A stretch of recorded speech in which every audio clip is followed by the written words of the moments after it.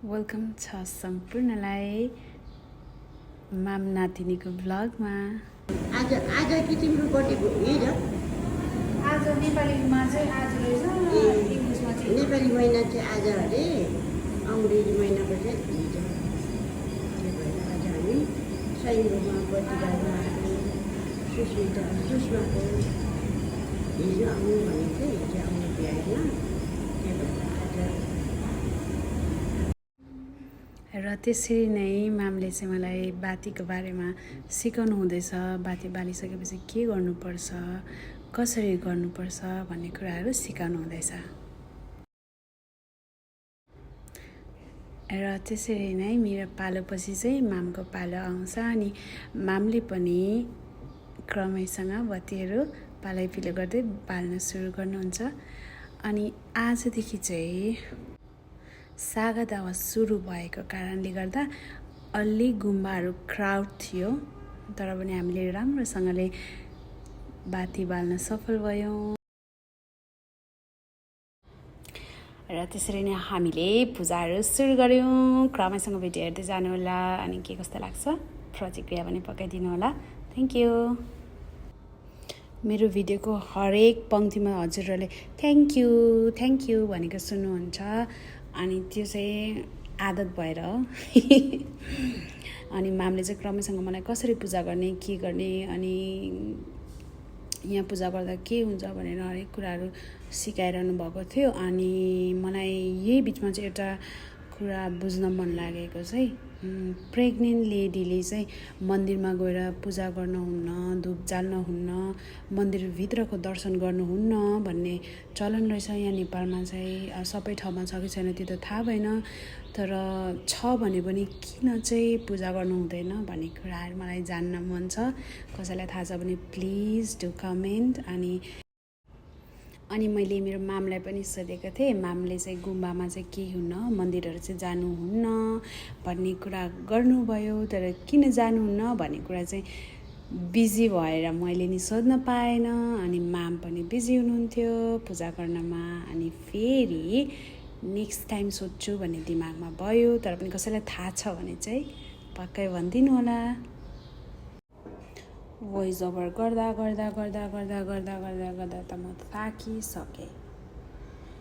ब्लगर्सहरूले कसरी चाहिँ यत्रो घन्टाको, आधा घन्टाको, 45 मिनटको भिडियोहरू रेकर्ड गर्छ मलाई थाहै छैन भनेको। एनिवेज मैले चाहिँ ब्याक क्यामेराबाट भिडियो बनाउनु कोसिस गरेको। मेरो चाहिँ भिडियो चाहिँ यत्रो गाला मात्रै देखेको छ। एनिवेज बिस्तारै प्र्याक्टिस गर्नुपर्छ। मेरो यत्रो गाला, यत्रो नाक हेर्दै इन्जोय गर्नु होला मेरो पुरा भिडियो।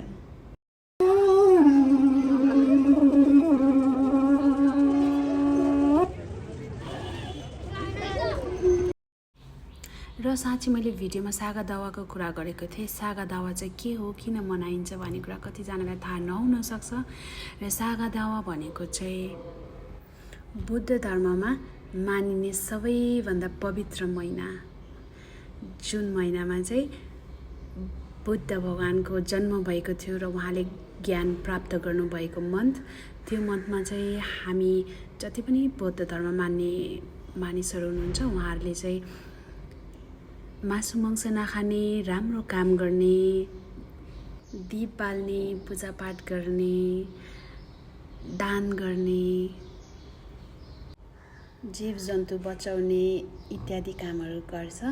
अनि यो महिनामा चाहिँ एकदमै पवित्र हुन्छ। हजुरहरूले कुनै पनि कार्य सुरु गर्नुभयो भने मन सफा राखेर अनि पूजापाठमा ध्यान दिनुभयो भने हजुरहरूको पाप पनि कटिन्छ भन्ने भनाइ छ।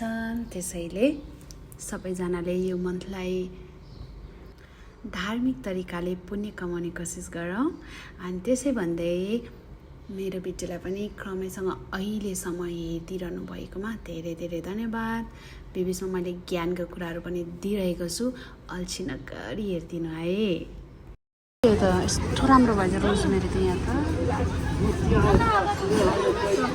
बलुवामा रोकिदिनु किन्नुहोस् कि नकिन्नुहोस्, यस्तो घुम्न चाहिँ मजा लाग्छ मलाई चाहिँ। खुट्टा पड्की लाग्छ भयो।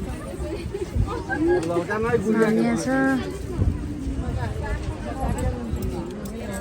पुरै परसम्म आमामामामामा कता हो कता हामी चाहिँ घुमिसक्यो मामले तोहफा किनिदिनु भयो यहाँ उठ्ने बित्तिकै यो अहिले के हो भनेर म देखाउँछु माम ज्वाइँलाई के पठाइदिनु भएको ज्वाइँलाई के पठाइदिनु भएको मैले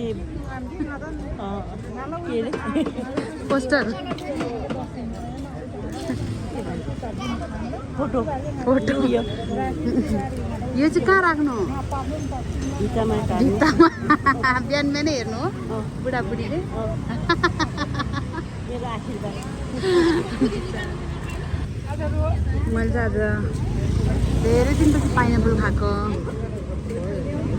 खानुहुन्छ अरे भने पूजापाठ सकेर हामीले फ्रुट्सहरू खायौँ अनि त्यो पछि चाहिँ लागे घरतिर अनि यो चाहिँ अन्तिमतिर आइसकेको अवस्था छ अनि मैले माम भनिरहँदा हजुरहरूले को माम भनेर यस्तो दिमागमा सोच्नुहुन्छ भने चाहिँ मेरो माम चाहिँ मेरो मावला मेरो मम्मीको मावला पतिको माम हुनुहुन्छ साइले माम उहाँ चाहिँ काठमाडौँ बिहा हुनुभएको थियो उहाँ चाहिँ एक्लै हुनुहुन्थ्यो दार्जिलिङदेखिको अनि त्यो पछि मैले जोइन गरेर अहिले हामी दार्जिलिङबाट दुईजना भएको छौँ माम नातिनी दार्जिलिङको छोरी अफकोर्स अनि नेपालको चाहिँ बुहारी